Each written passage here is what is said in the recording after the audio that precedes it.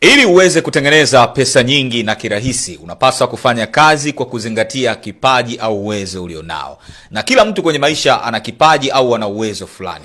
Kila mtu kwenye maisha ana eneo lake la kutawala na kujidai. Kama ambavyo wengine eneo lao la kutawala na kujidai ni kwenye siasa kama Mheshimiwa Rais Samia Suluhu Hassan. Kama ambavyo wengine eneo lao la kutawala na kujidai ni kwenye mziki, wengine ni kwenye filamu, wengine ni kwenye ujasiriamali kama Mohamed Dewji. Na wewe una eneo lako la kutawala na kujidai. Kama ambavyo mimi eneo langu la kutawala na kujidai ni eneo la kuelimisha watu masuala ya fedha. Kuna wewe una eneo lako la kutawala na kujidai.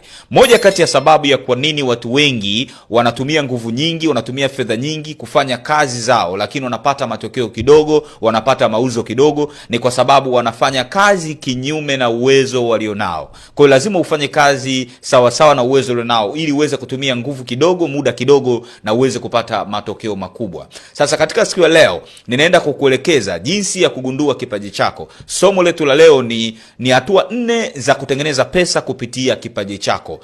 Nitakuelekeza jinsi gani unapaswa kutambua kipaji chako. Nitaenda kukuelekeza mambo gani au hatua zipi uzifuate ili uweze kukifanya kipaji chako kuwa biashara na uwazi kutengeneza pesa, kama ambavyo na mimi na mamilioni ya watu wanatengeneza pesa kupitia kipaji chetu. Karibu sana bwana katika YouTube channel yangu. Kama ndio kwa mara ya kwanza unanitazama au kunifuatilia, mimi ninaitwa Victor Mwambene. Ni mwelimishaji wa masuala ya fedha pamoja na biashara, lakini pia ni mwandishi wa vitabu. Tafadhali usiache kusubscribe ili wa kwanza kupata taarifa tunapokuwekea somo jipya.